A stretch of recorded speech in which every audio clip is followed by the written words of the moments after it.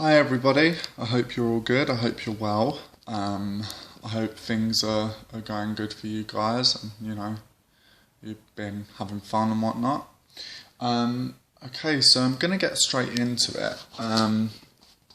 And basically what I want to show you guys here is an incense for Samhain. And just, it may look a little bit like poop, like animal droppings. But I take that as quite a good sign. It smells amazing. And I made this yesterday.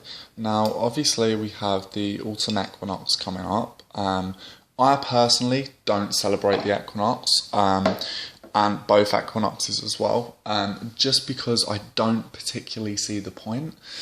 There's no evidence of any religious ties being associated with them.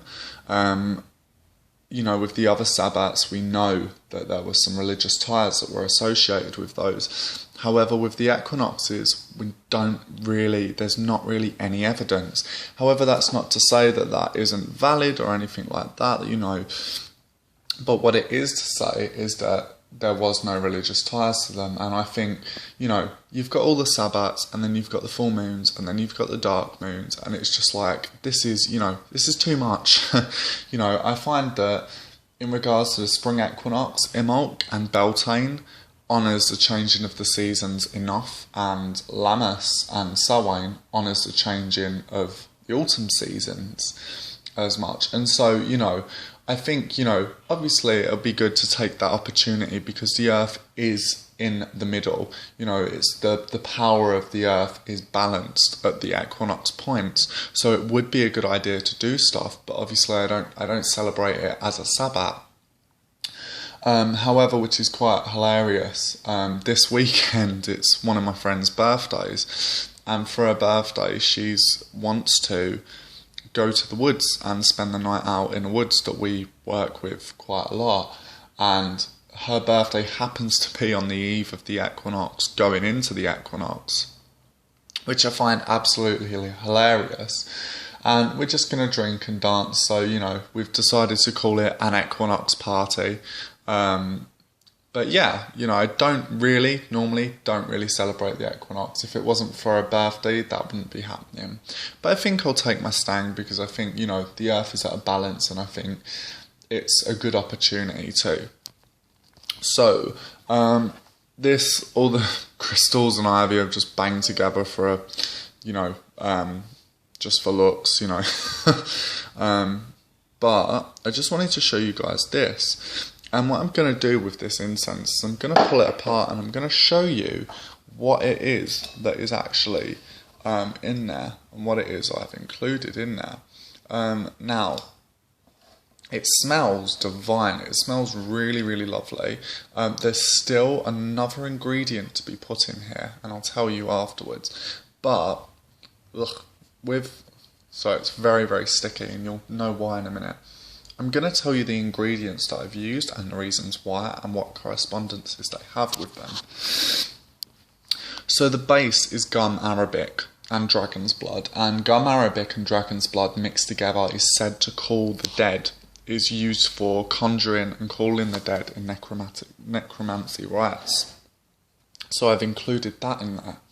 I've also included mugwort into this because mugwort, when burnt on a charcoal, again, is another thing that is said to raise the dead.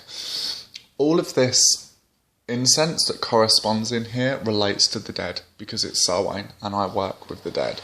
You could use this incense just as a necromancy incense. That's absolutely fine. So yeah, mugwort. There is also a drop of lily oil, okay, and obviously lily is heavily associated with the dead.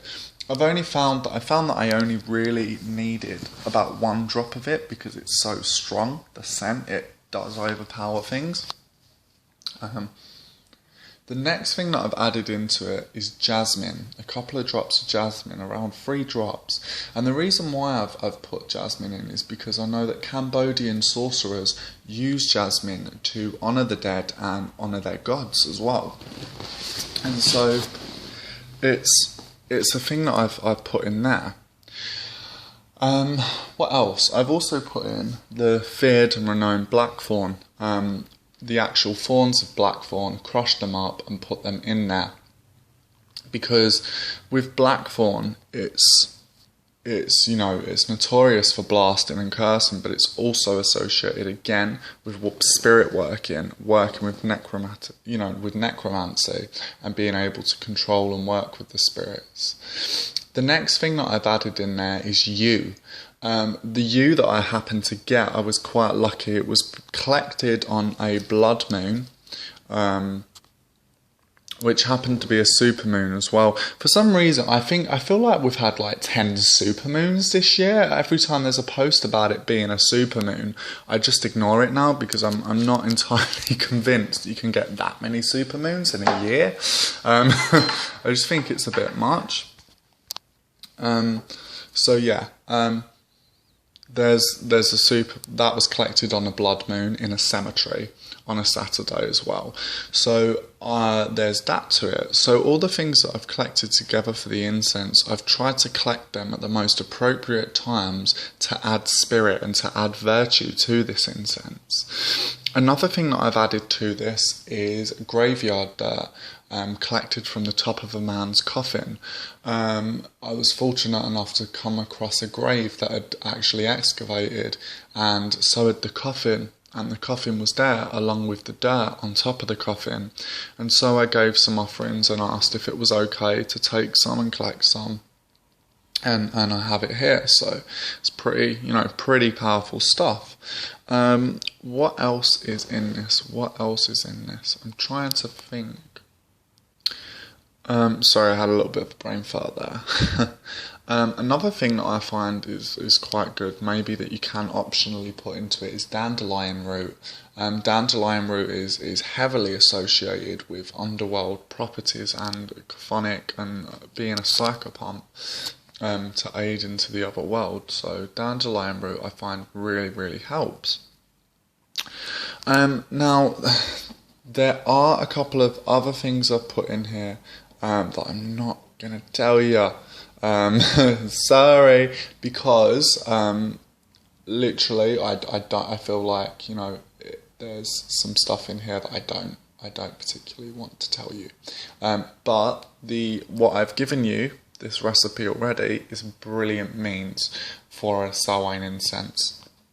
To finish it off and to bind it together, I added 3 tablespoons of cider. Any cider will do. I added cheap stuff, completely cheap fizzy cider from Morrison's or Asda, the really generic fizzy cider.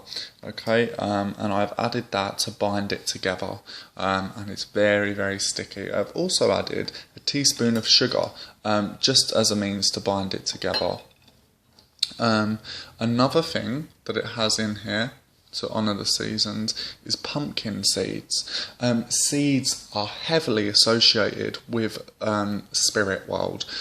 Seeds and shells and nuts are heavily associated with the spirit world. So pumpkin seeds I find captures the season at that right particular time. The reason I added cider in as well to bind it is because I found that with cider, it's apples. Apples are heavily associated with the dead and at one point were called the food of the dead.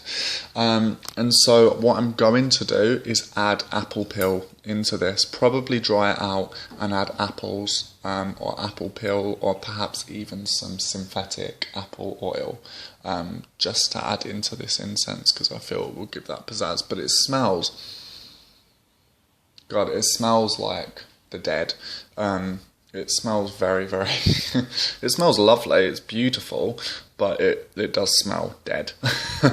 A very sweet and sickly flowery smell. I don't know if anybody, unfortunately, has actually had to sit in a room with a dead body. God, this makes me sound like a psycho killer. It's just family, don't worry, it's just been family and friends. But the smell that can sometimes come off can be a very sweet and floral and sickly smell, and this I find actually captures that smell, but it does smell nice at the same time. I'm not selling it well. Right, literally, just try it out, see how you get on. It smells beautiful, it does smell nice, it smells very sickly, but it does smell very nice. So I'd say add a minimal amount. You can just, you know, you don't have to just use this at Samhain. You can use this to conjure and call the dead and work with the dead in necromancy and spirit workings.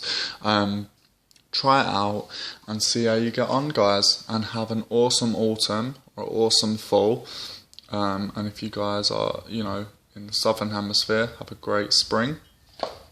But yes, this is really perfect for working with the dead. So over and out, and take it easy. Bye.